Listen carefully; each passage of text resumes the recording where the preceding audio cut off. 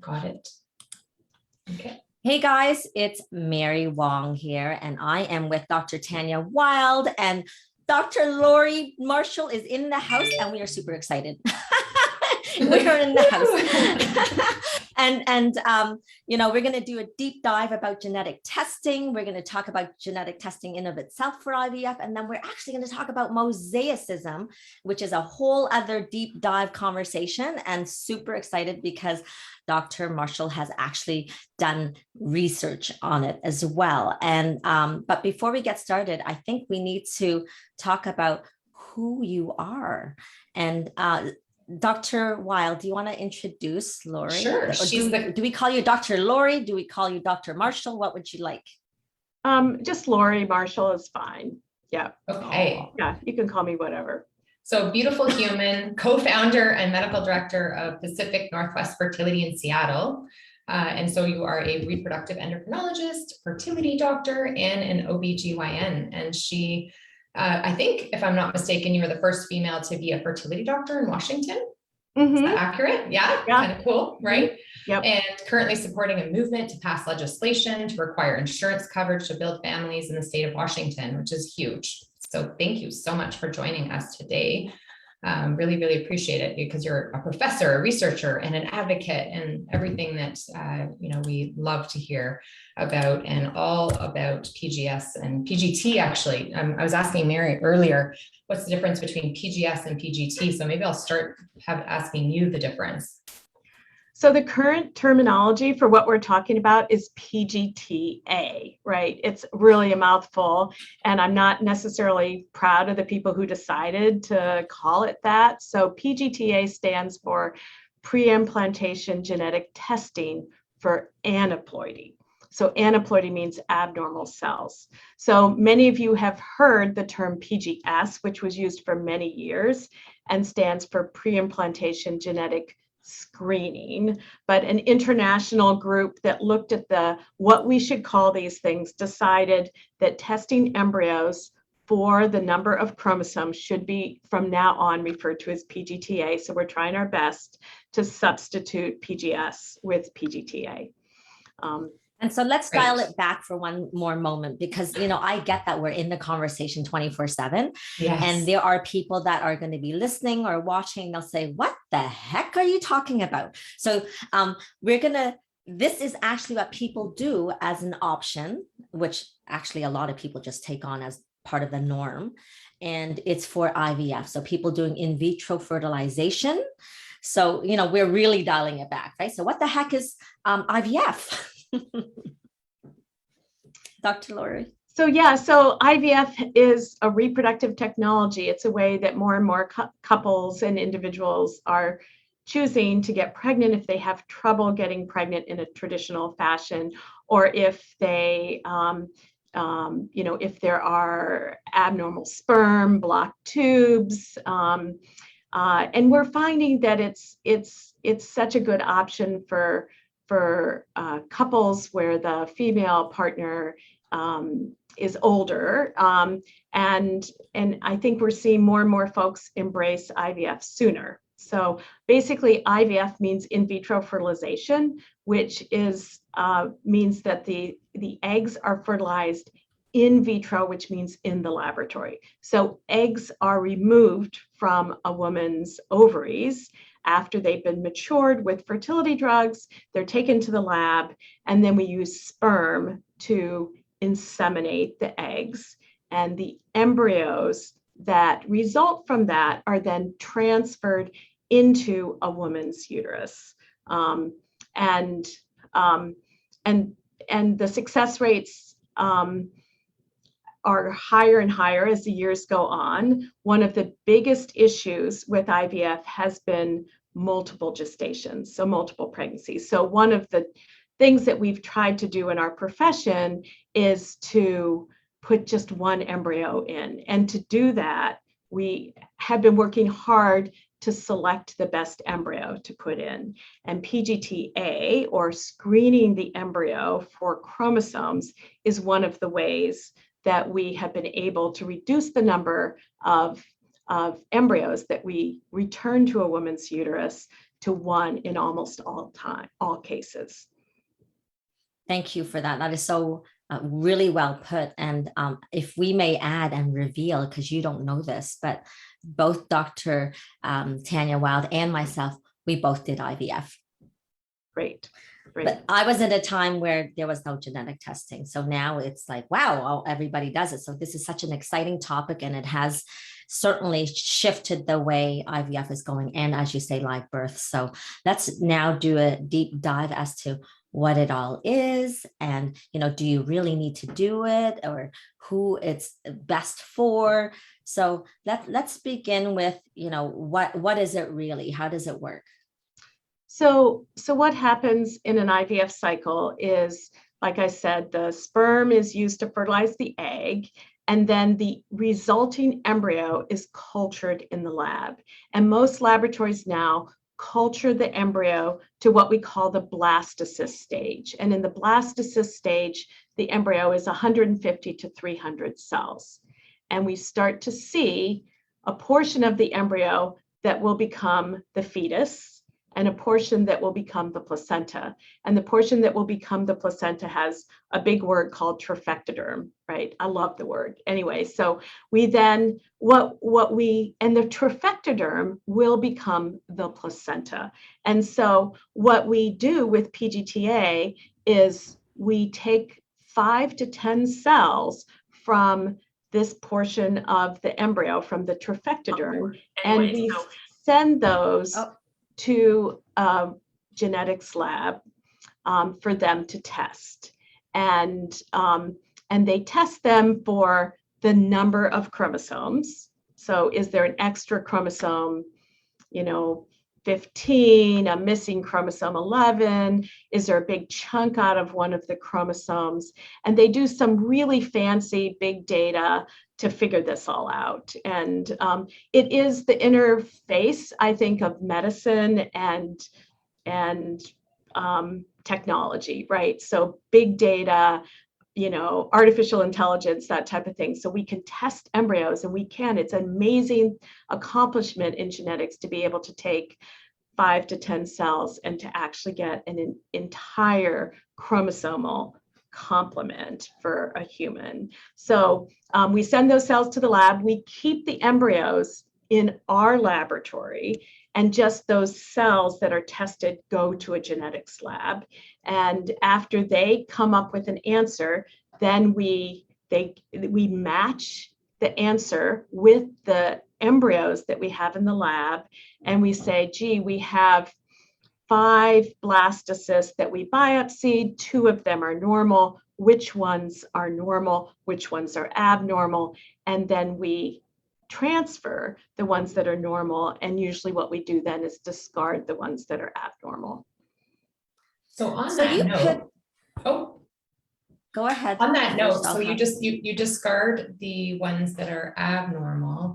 In the past, can you tell us about the evolution? Because around the time that I was doing IVF, they had changed it from day 3 sampling to day 5 sampling. Can you talk a little bit about that and how much it's improved the technology? Right, and that's partly why we discarded the term PGS, because at that point, what was done is on 3 days after the insemination of the egg, an embryo, a good embryo, is about 6 to 8 cells. And so what PGS was at that time is we took away 1 or sometimes even 2 of those 8 cells and tested those.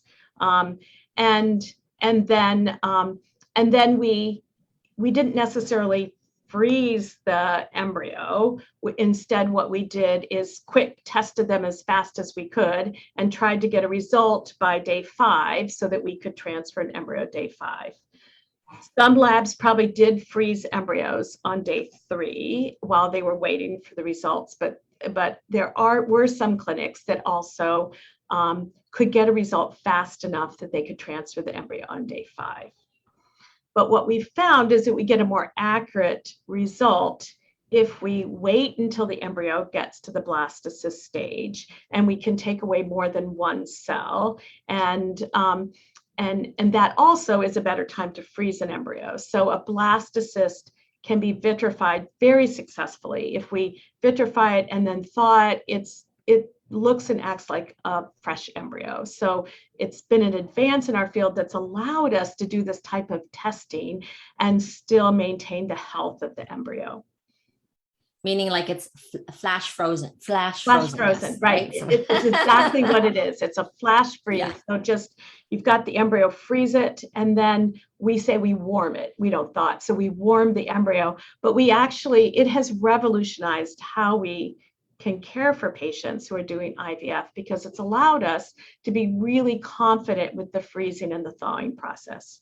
So for the testing of the embryos, we biopsy the embryo, flash freeze it, keep the embryo in our laboratory, send the cells to the genetics lab, match them up when we get the results. And then when we're ready to transfer an embryo, then we take out one of the normal embryos, warm it and transfer that embryo, and leave the rest of the embryos that are frozen in the freezer unless they're abnormal, and then the option of discarding them is there. So what came up for me just right now is I literally had a patient last week, and the testing sometimes can be inconclusive. Can you tell us what that means, and then what one might do with that embryo? Right. So it all feels so scientifically comforting, right? Yes, I'm going to have a normal embryo or an abnormal embryo, and I'll know exactly what to do with each embryo. But like Mary said, it's not always as clean as you like it to be. So there are two times when it's inconclusive.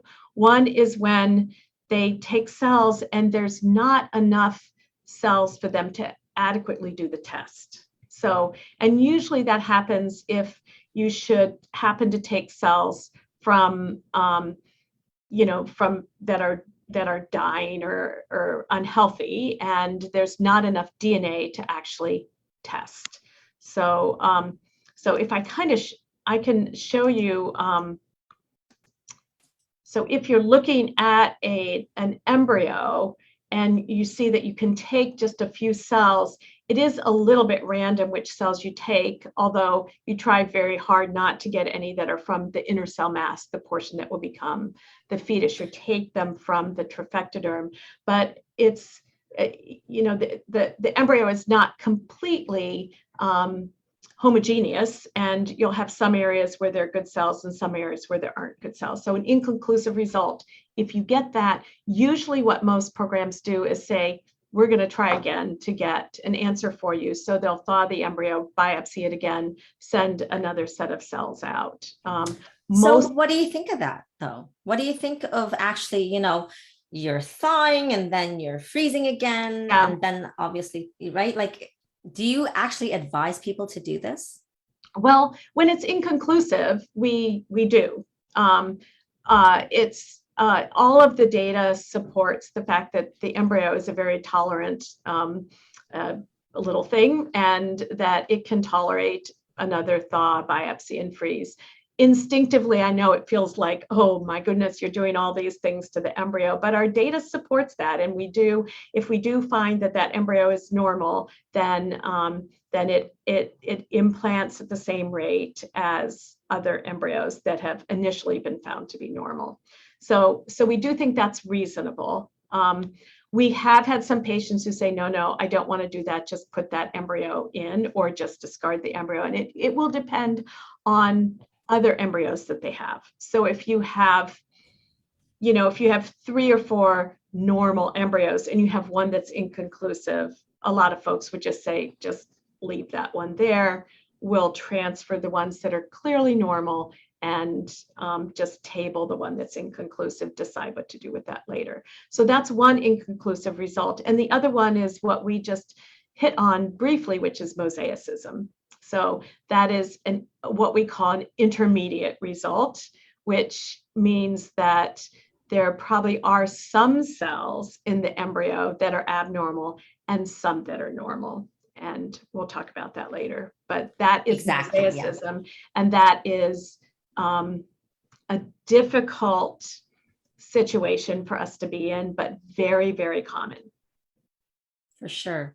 And, you know, when we're talking, so we have inconclusive, we have mosaicism, we have abnormal, we have normal. Mhm.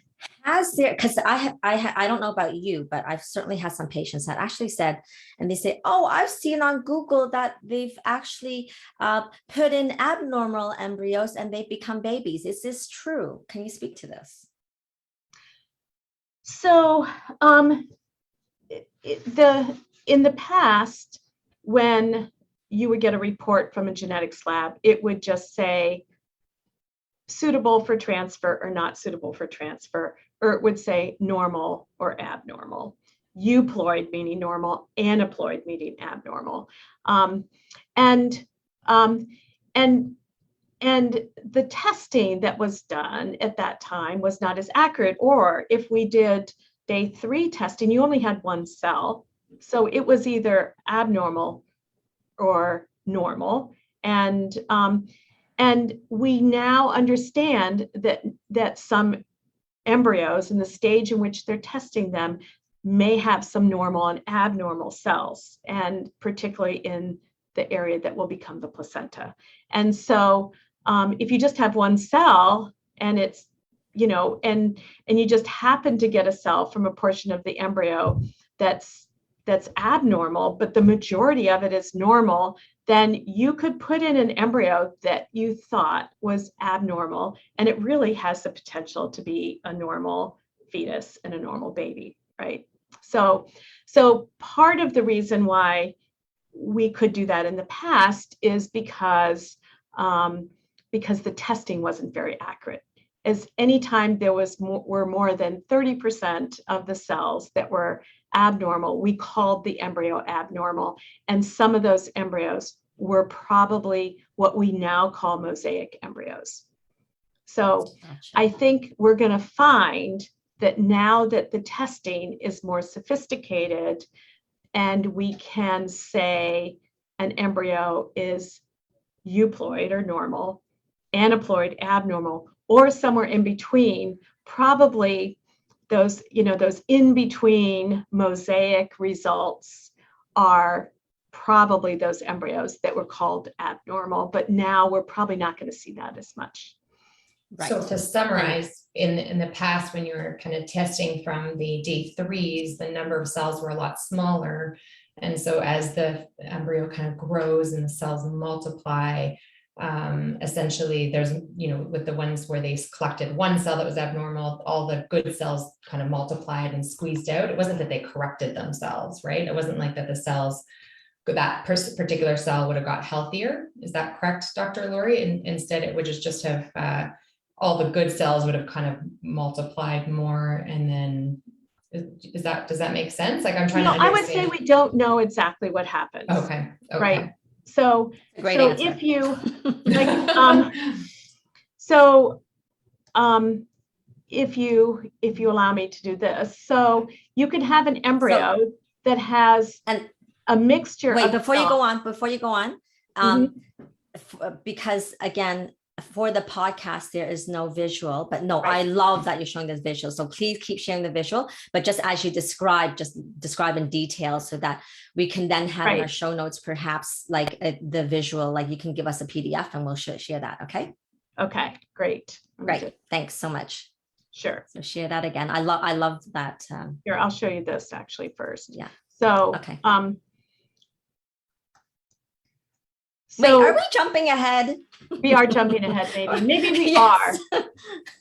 That's okay. It's all good. We're all excited. Do you want me to, or do you want to just stay on PGTA? Because there's still a lot more to talk about PGTA in general. Exactly. Why don't we do that? And then we'll go to mosaic embryos after. Okay. And I have a question. So, yeah. Okay. Who would benefit the most? Because I feel like as a woman with PCOS, I would benefit for sure. Because lots of, eggs retrieved and you just want to know, right? Like I would imagine. So tell us more about that. Who would benefit? So from PGTA right now, we think the women who benefit the most are women who are older, over 35.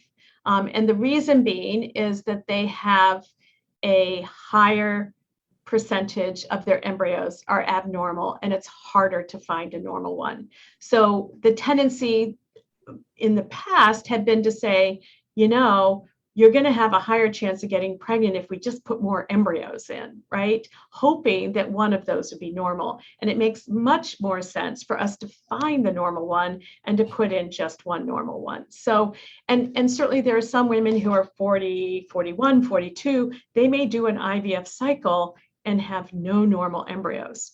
And if you did an embryo transfer, they either wouldn't get pregnant or would have a miscarriage. So the first patient that I remember years ago I did PGTA on was a woman who was 43, who had a big egg supply, which was wonderful. And she was determined not to do donor egg. And she had like 25 eggs and 8 blastocysts in her first cycle, Wow. which any young woman would be happy to have. We did PGTA, not a single one of those embryos was normal. And I said, okay, so that's a lot of embryos. They're all abnormal. She goes, no, I want to do it again. So she did it again. She had 7 blastocysts. 1 was normal. So 1 out of 15 of her blastocysts was normal. And we put that embryo in and she had a baby. And if we hadn't done the PGTA, she would have done transfer after transfer after transfer. It would have been expensive and exhausting. It would have taken probably 2 years to transfer all those embryos.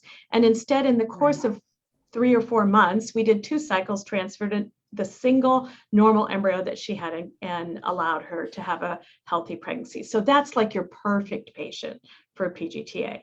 But the other reason why I think it's really useful for women who are in their late 30s and early 40s is because in that age group, the risk of miscarriage becomes so high. It's probably over 50% in women in their early 40s. And so if they do an IVF cycle and put in an unselected embryo, the most likely scenario beyond not getting pregnant is that they will get pregnant and have a miscarriage. And if they have a miscarriage, that sets them back. So instead of being 41, they're then 41 and a half the next time they try IVF, and they're 42 the next time they try it. And so this way you can upfront screen the embryos and much more quickly find normal embryos, help them get pregnant, and not put them in an even higher age group, right? So those are the perfect people for PGTA. The other group that we've seen that we actually were able to show with data helps. This is the first group that we thought this helped in, were women who have recurrent miscarriages with no explanation. So women who every time they try to get pregnant, they get pregnant and they have a miscarriage. So their uterus is not screening away abnormal embryos the way that the lining of the uterus is supposed to do. The lining of the uterus is supposed to say, this is an abnormal embryo, don't even try to implant. But their uteruses aren't doing that. So we do that for them. And so women who come and they have 3 or 4 miscarriages, they don't have any other explanation, they are great candidates for PGTA. It is less clear that women who are younger, that have relatively average or low egg supplies, it's less clear that they benefit from PGTA. That's really great. And I think I need people to hear that again. So younger people. So what is younger people to you? So in younger women, a higher percentage of the embryos are going to be normal. And so if you just say in a woman who's 28, we just put in 1 embryo, they will already have a great chance of getting pregnant.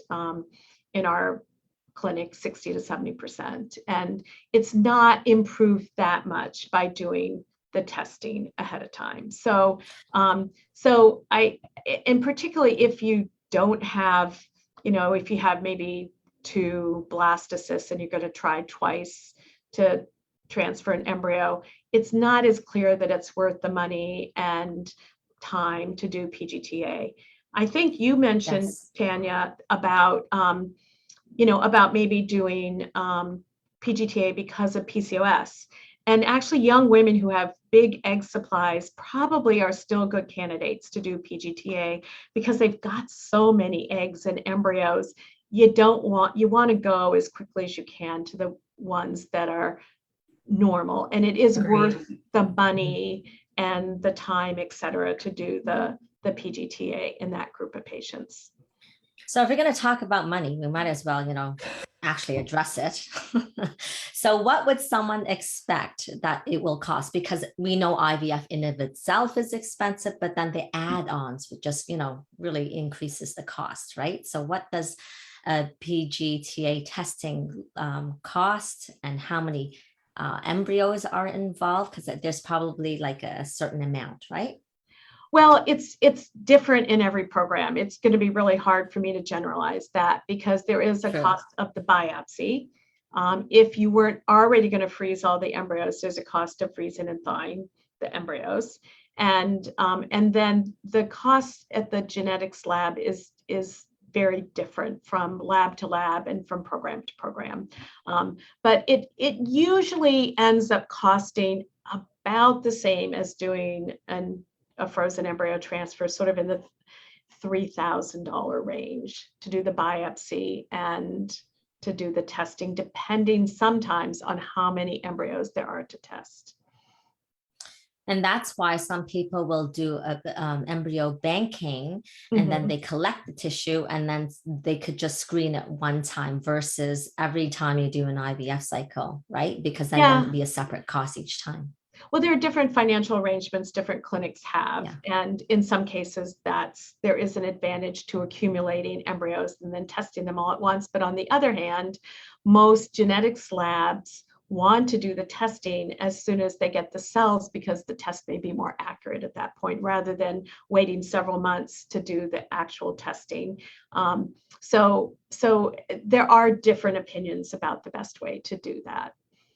But we do have folks that figure out, is this financially worthwhile for us? Like, is this, so if I have 3 embryos and I do 3 frozen embryo transfers versus doing the testing to find the best embryo, which actually is more financially reasonable. And so some people make the decision about whether to do PGTA based on finances. And it's a little different in every clinic, I think.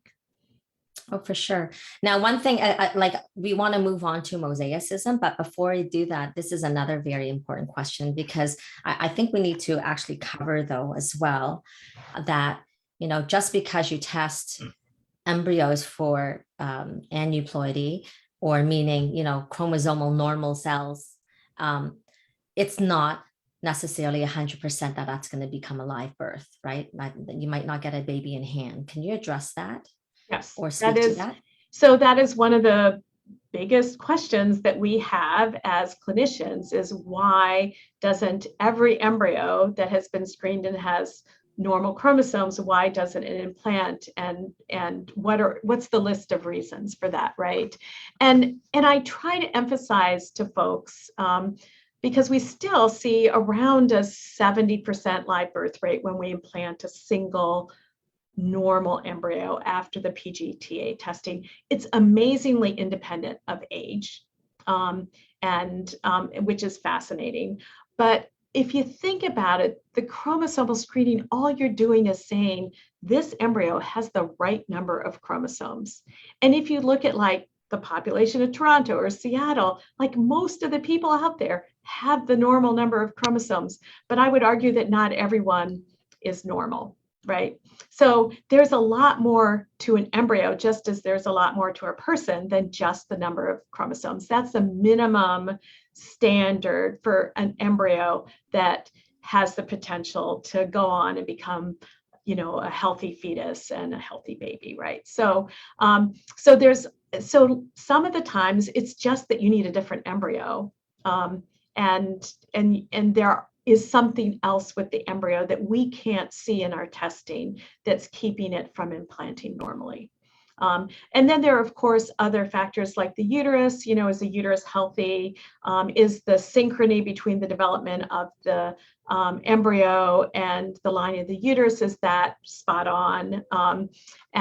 Or were there any issues with the actual physical embryo transfer that made it more difficult for the embryo to find the right place to implant? So there's a lot of other things to establishing a pregnancy than just the normal chromosomes. And I think you also touched on one thing that I think is really an important takeaway, is that a lot of folks say, oh, I want to do PGTA. Of course, I want to have a normal child, right? So doing PGTA and having the normal number of chromosomes doesn't, of course, guarantee that you're going to have a normal child. There's a lot more to the development of a fetus than just the number of chromosomes. And we really look at PGTA not as a way to guarantee a normal child, but it's just a way to pick the best embryo to give our patients the best chance of having of getting pregnant and having a healthy baby. But it is a selection process, and it's not necessarily a guarantee of normalcy. Yeah. How does it compare statistically to the old grading system, like the ABC, and looking at the cells, kind of case by case, like if you have a healthy PGT embryo compared to just the best graded embryo Mm-hmm. in terms of live birth? Yeah, we've looked at that, and they don't correlate exactly. You can have the most beautiful embryos and they have abnormal chromosomes, and vice versa. But if you take the bulk of it, yes, if you have a very poor looking embryo, it probably is more likely to be aneuploid or have abnormal chromosomes. And if it's beautiful, it's probably more likely to be normal, but it's still not, 100%. Oh, and I love that you're bringing that up, because of course we're all individual and unique, right? And so we've seen, and likely you do, where women actually go through now day 7 blastocyst and do it then. And then the fear is like, oh gosh, maybe it's not a baby. And yet we see it be healthy babies as well. So, I think mindset is so important to address, and people or women will look at their results and they really look at their success rates or their mood, depending on what they get as results, right? So, oh my gosh, this is a day 7, so surely that's not going to be it, right? So it's like, how do we address that and encourage them to say, we'll do the testing, but we actually don't really know the results until we get the results. Would you agree with that? Or do you just say, yeah, oh gosh, I would day agree 7 with is that. gotta I mean, help. I think we're doing 2 things. One is we're wanting to select the best embryo. So with the first go at it, women have the best chance of getting pregnant, but we also don't want to waste any embryos. And we want every egg and embryo to have their best chance to become a baby if they have that potential. And so going to day 7, or in our lab, we just go to really late day 6, right? To just give that embryo every last chance to become a blastocyst. I think that's part of also what we're doing. We don't want to waste any chances that a woman might have to get pregnant. That's brilliant. I call them late bloomers, right? Yeah. In life. Exactly. Okay. Yes. So thank you so much for this. And I think, is there another question, Tanya? Do we miss anything? And if not, we should go straight to the mosaicism. So one last question is this a replacement to testing in pregnancy? So you are now pregnant with a PGT healthy embryo and you're 11 weeks. Would you do all the standard testing of the baby? So tell us about that. Yeah, we still recommend that. There is probably about a 1% to 2% error rate. And part of it is mosaicism, part of it may be error. And so because we are, again, taking the cells from the part of the embryo that would become the placenta. So sometimes the fetus isn't the same as the placenta. And so we do encourage our patients to also get NIPT, non-invasive prenatal testing, and our partnered OBGYNs, we say, no, just because they had their embryos tested doesn't mean they shouldn't have any prenatal testing. So absolutely, they should have that. A little more confidence going in though for that testing. You're less stressed out, which helps, having done the PGT, doing those prenatal testing. If you've done both of them, that's great. Yeah.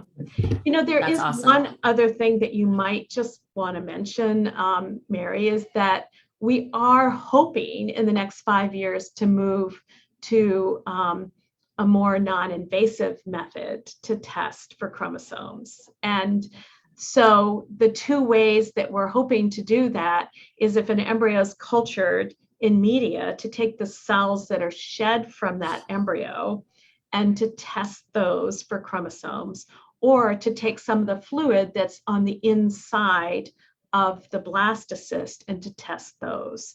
So that's basically sort of non-invasive PGTA. Right. And there's a lot of kinks that still have to be worked out with this, but any concerns folks had about biopsying embryos or might be overcome by trying to get results in a less invasive way. I love Once that. the technology is there. Yeah, it's Yeah, great. It's a brilliant because idea. Yeah. it's a patient question that I get a lot. Like, what if there's damage and that's why my PGT Right. embryo didn't transfer? And so then, yeah, it kind of takes that factor away. Yeah, even us as physicians, our embryologists are like, they are so hardy. And we're like, oh yeah, but you're doing this and this and this to the embryo. But they do seem to do quite well. So, and all of the studies so far that have looked at outcomes after doing PGTA with blastocysts, with the trophectoderm biopsies have been encouraging in terms of outcomes. Awesome. Well, thank you. Okay. So I hope that decreases stress rather than raise stress, because sometimes more information causes confusion. No kidding. Lots of acronyms going on. Absolutely.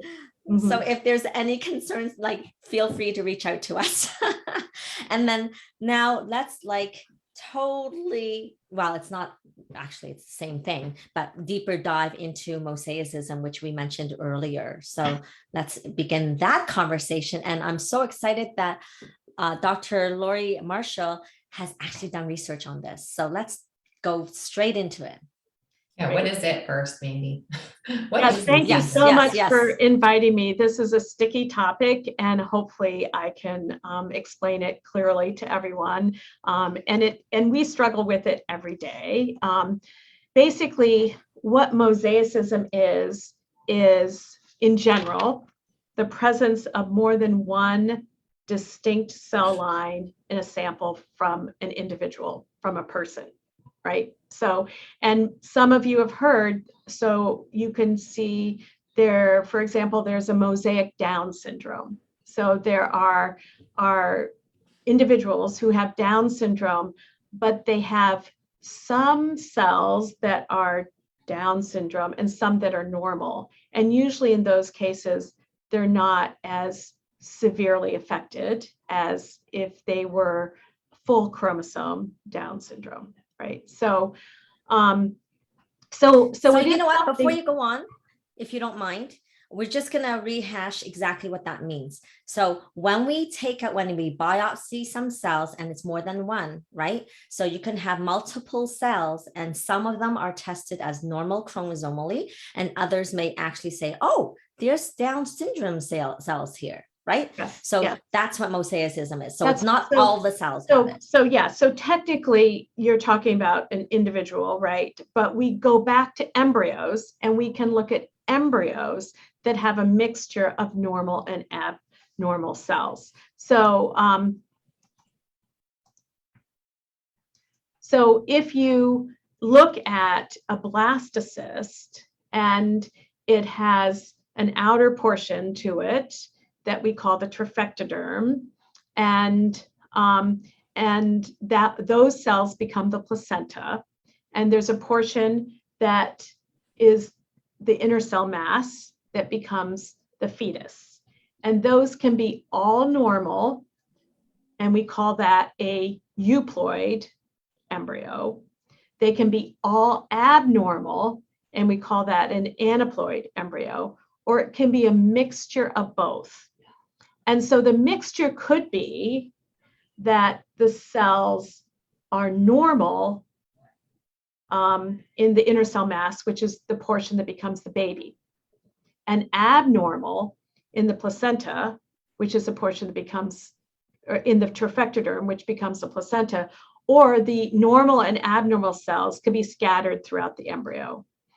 So this is the bane of our existence, right? This is so difficult for us because when we're testing embryos, we want a normal abnormal result. We don't want anything in between.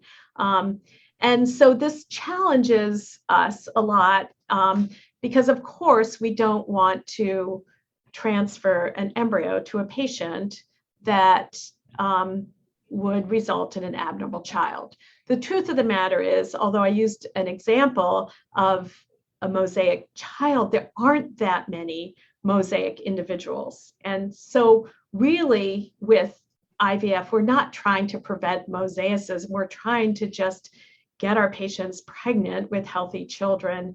And mosaicism isn't really something that we've thought about much in the past until we now have such sophisticated testing of embryos that we can see these in-between results. So it took a lot of courage, I think, for clinicians to say, well, you know, maybe some of these mosaic embryos can become babies. And particularly if not many of the cells are abnormal. And so, so we have over the past 5 years gently put our toes in the water and tried to start transferring some of these embryos to see what the outcomes would be. And there have been probably reported in the literature maybe 1,000 or more transfers of embryos that have these in-between results. And the outcomes have been surprisingly good, so that we have learned that not every mosaic embryo is the same. And we have gradually learned which ones might be preferential to transfer. And that's great. And, you know, we certainly see that as well. And the people will ask, oh gosh, like I just have one embryo in the bank and it's mosaic. What do I do? Do I go ahead or do I do another IVF, right? So how do you speak to someone about that? So still, I think if there's somebody who is in an age group where they could still produce eggs, could still make embryos and have either insurance or can afford to do another IVF cycle, I think the preferential approach is to do another IVF cycle and to try to get embryos that are clearly in the normal range. They're probably the bulk of the data together suggests that pregnancy rates aren't as high if you transfer an embryo that's mosaic, even if there are just a few cells that are abnormal, and miscarriage rates are probably higher. And so it's kind of a second tier embryo. So particularly if you're hoping to have more than one child or whatever, you should probably do another cycle and preferentially transfer a full euploid embryo. We basically have evolved, like as we're learning more, all of the clinics are trying to evolve our policies and guidelines in terms of how to handle these. And we have done the same. Initially, when labs started reporting mosaic embryos a couple of years ago, we said, oh my gosh, we can't transfer those because we don't know anything about transferring them. We don't know if we're putting patients at risk of having an abnormal child. We don't know what the pregnancy rates are. So we did not transfer any mosaic embryos at first. And then with time, and with a little bit more data, we decided to get our own data. And we have a wonderful genetic counselor who spends an enormous amount of time with our patients, counseling them about mosaic embryos and the unknown risks that they might take. And so we have, over the past year or two, been transferring selected mosaic embryos. And have had good success rates. We carefully choose the ones where there are low percentages of abnormal cells. So if a normal embryo has less than 30% abnormal cells. An abnormal embryo has more than 70% abnormal cells. A mosaic embryo in our laboratory, and pretty close to this in most laboratories, have 30 to 70% of their cells are going to be abnormal. So, and when we get a report from the lab, it tells us which percentage of cells are abnormal for the chromosome that's affected. So if, say, it's chromosome, 16 or whatever, it will say there in 35% of the cells, there is an extra chromosome, 16.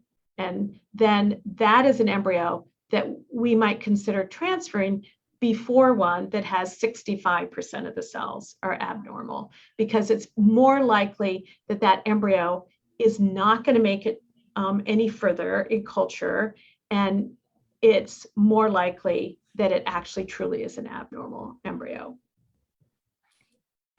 So that's fascinating. I didn't realize that for healthy embryos that they had a percentage that were actually considered to be okay to be transferred in abnormal. Well, there's a sensitivity of the assay. So anytime you test anything, there's we say, gee, this test can't pick up, can't say with a great deal of reassurance that there's going to be less than 20%, right? So they have a cutoff. And so it used to be with the older methods of testing that weren't as good as what we have now, that they had a little higher cutoffs. So probably, 30% or so was the cutoff. And then anything above that, we just called abnormal, right? And so now with mosaicism, you can look at it two ways. You can look at it as a huge headache, right, for doctors and for patients, or you can say we are now offering the opportunity to transfer some of these intermediate embryos, and a certain percentage of those could become babies. And not first choice, but second tier, right, second choice. Even the normal ones, to be more specific, even the normal ones do have a percentage. I just find even normal ones have a percentage of abnormal cells. Yeah, so it's kind of like they're all mosaic. It's just like a range. Yes. Okay. The embryos in development are far more chaotic than most of us realize, Sure. right? Right. So, and there's certain stages. That's why day 3 testing was so awful, because that's one of the most chaotic times for an embryo. And by the blastocyst stage, the embryo has settled more into its chromosomal makeup, but it still has work to do, right? So, and we don't totally understand what happens. It's research on an embryo from like day 7 to day 14 is really restricted, right? So it's hard for us to learn that. But what we think may happen, and from some work in Belgium, is that if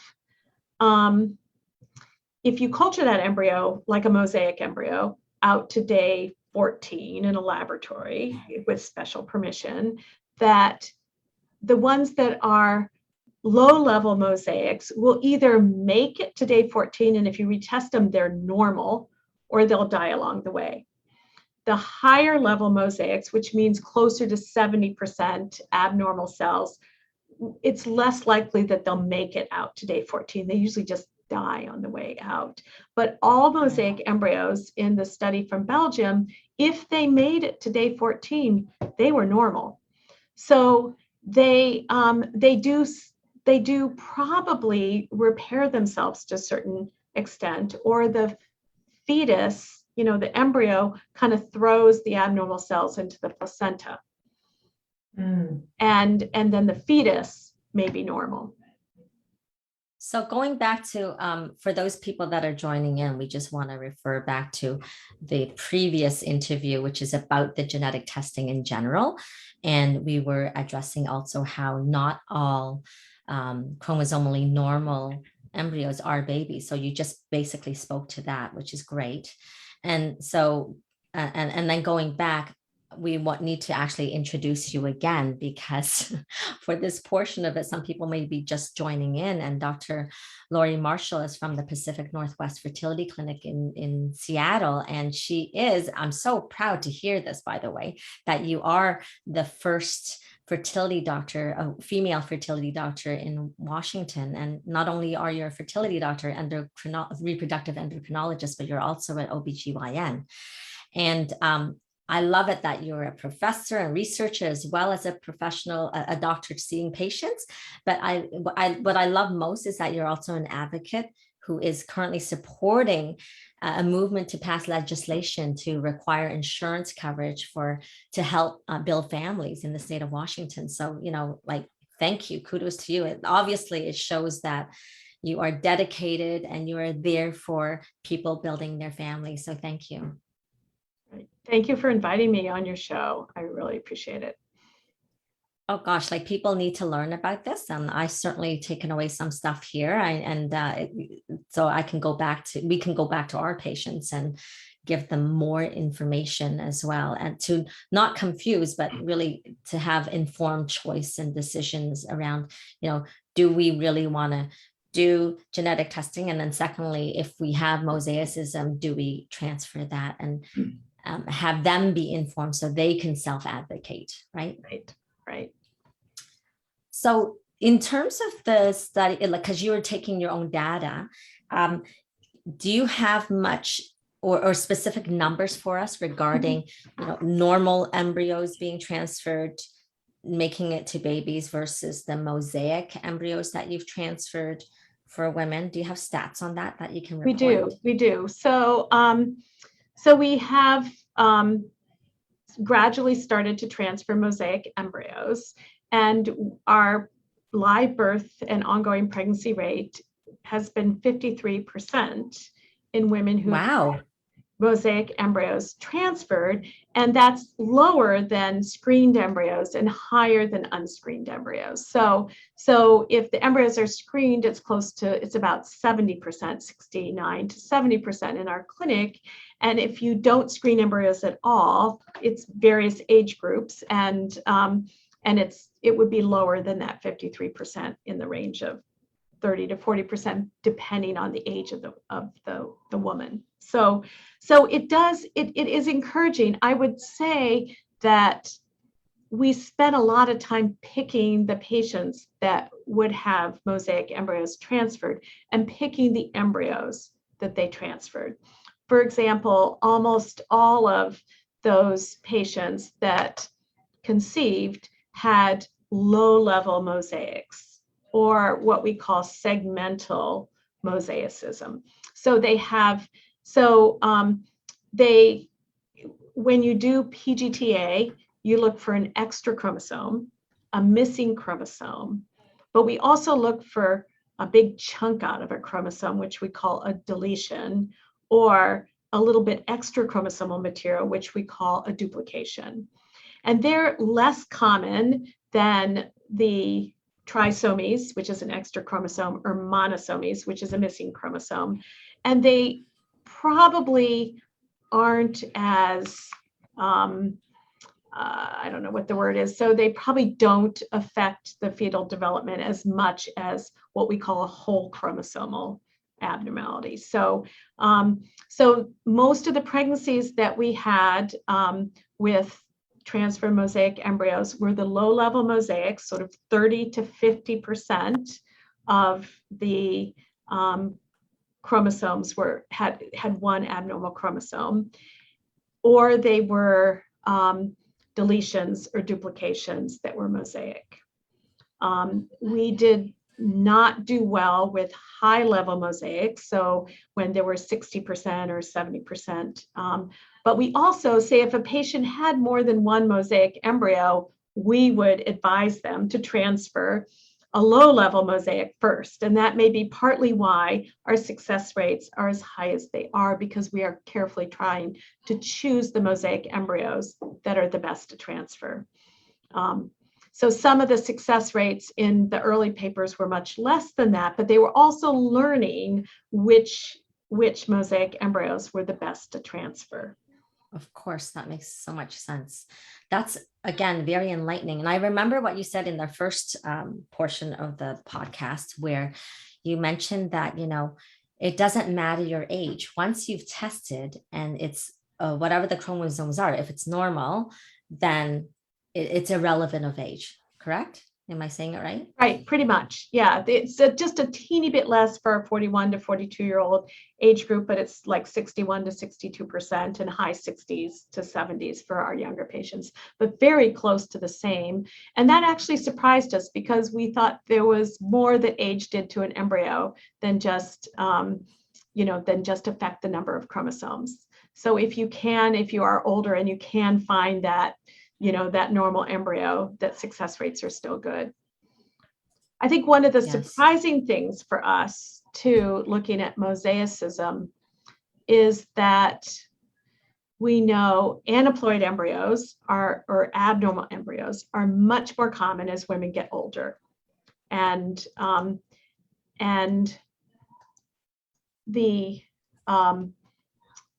so you see an increase in the percentage of abnormal embryos as women get older. You see a decrease in the number of normal embryos as women get older.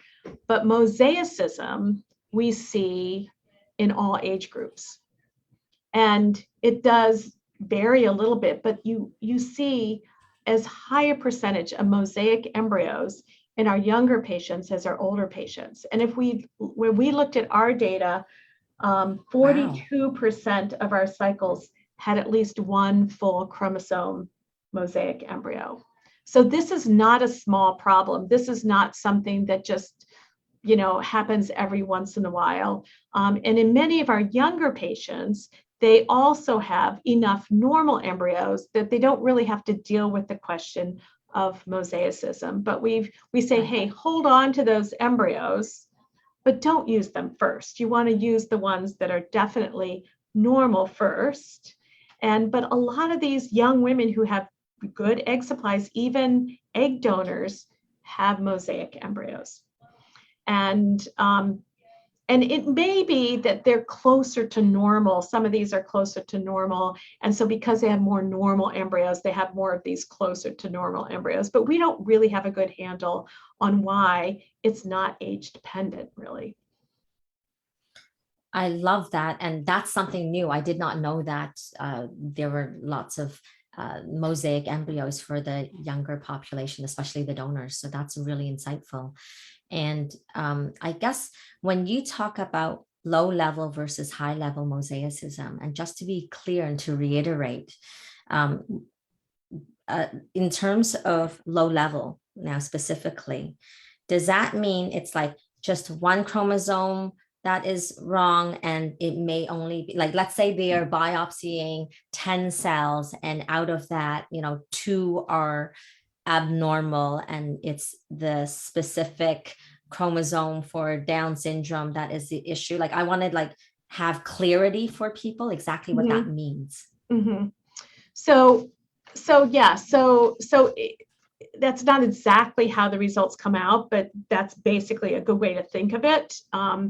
And usually we don't take quite 10 cells away from an embryo. We might take 5, but so low level means, yes, a lower percentage of the cells show the abnormality. And so we think then that it's more representative of the embryo. If a higher percentage of the cells are abnormal, that's more representative of an abnormal embryo. But the other question that you asked is a good one too, which is that sometimes we do see 2 chromosomes that are mosaic. And in our experience and in the experience of others, success rates are not as good when 2 chromosomes are reported as being mosaic. Even if they're low level mosaicism, we haven't seen pregnancies in that group. Others have seen some pregnancies, but at a much lower rate. So we certainly would prefer to put in our low level deletions, duplications, whole chromosome abnormalities first. Second is probably the high level deletions and duplications. And then, and then really, tied for last place would be 2 chromosomes affected or a high level whole chromosome mosaicism, which means a full extra chromosome or a full missing chromosome.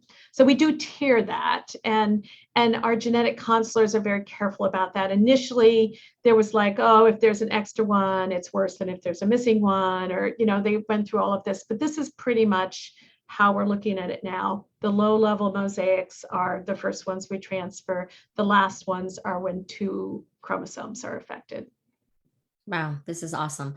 Yeah. Lots to think about for sure. And I know it's come, we could just talk about it for a whole day, but yeah, we're all busy and we have to run off and do our thing. And there's so many things, variables, and, life is a miracle, period, right? And to add all this to it, it's complicated.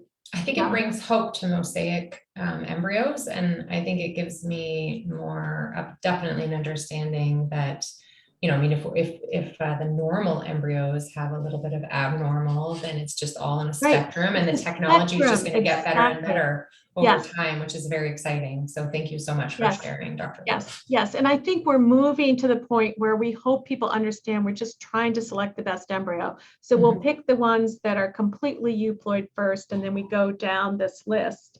And if you just have embryos that are down the list a bit, we don't necessarily toss those, but we can maybe give them a chance, although they wouldn't necessarily be the first pick if we had a lot of embryos to choose from. And it also gives us an answer to that question too, like why is it that some of the PGT healthy embryos don't take? Just because, right? Exactly. It is one of the reasons, probably. Yeah. And I think the other piece of this is that from what we see is that when there are live births, those children seem to be normal. There was one reported case where they detected mosaicism in the offspring when the embryo was deemed to be mosaic that was placed in the uterus, but the baby was fine, right? And at this point, a lot of the studies that we have not actually done genetic testing on the babies that have been born. The parents have to agree to it. And frankly speaking, a lot of folks that have put in mosaic embryos are like done with genetic testing because they feel like they've got just confusing results and like, why do more tests? Just give me a normal baby and I'll go with that, right? So we still have a need for more data on the children that are born after the transfer of mosaic embryos and maybe the placentas. And no one's really been testing the placentas, but it's an interesting thing that we think some of these cells, abnormal cells, just go into the placenta, and it would be interesting for us to see if that's where we're going to find the abnormal cells. Wow, this is awesome. This has been so enlightening and enriching, and I hope that everyone that's participating in this conversation gets a lot out of it, and then that it really does help you decide what to do in your journey when it comes to IVF. And certainly go check out both of the podcasts, so this one, and then by the time this is out, we will definitely have our My Fertology website up and running, and there are other pre-recorded podcasts there already to serve you in your life. We look at all the pillars of your health as well. Do you have anything else to add, Tanya, about that? I guess the biggest thing just in relation to this episode is that Dr. Laura Shaheen works with Dr. Laurie in Seattle. And one of the episodes that we recorded was on giving hope to women with PCOS. And among so many episodes that we've recorded on all the years, women from preconception, we'll be talking about through pregnancy, because it doesn't just end in fertility. Women who have struggled to get pregnant, there's still a huge journey of life ahead. And so we want to address that through our upcoming podcasts as well. So thank you so much for joining us. And thank you to everybody who's listening. And please share this, because there are so many people with, going through this journey right now and who don't have answers. And I feel like this episode answered a ton of questions that I had. And people will be so happy to understand it a lot. more thoroughly. So thank you so much, Dr. Laurie. Yeah, and I'm so excited. Yeah, thank you so much. And you know what? We have to also announce this. Like, we are super excited because coming up soon, we're also going to be starting an actual program where we can mentor you through your fertility process. Because, you know, although Dr. Tanya Wild is the naturopathic doctor and I'm a acupuncturist and traditional Chinese medicine practitioner, it's much more than, you know, either sticking a needle in or doing IVF or taking a supplement. It's about your life and your well-being while you're going through it. And we are going to hold your hand through the whole thing to make this process way easier. So we're super excited to be able to promote and share the live webinars that we're going to have in the future. So thank you. And so thank you again, Dr. Marshall, for being here. We are like so super thrilled, and you've just shed amazing light to this conversation, which everyone, I literally say every single woman and couple are always a little confused about, you know, the genetic testing. So you really demystified it. Thank you. Great. Well, thank you so much for inviting me. It was a pleasure. Okay. Take Bye, care, guys. everyone. Bye. Thank you so much.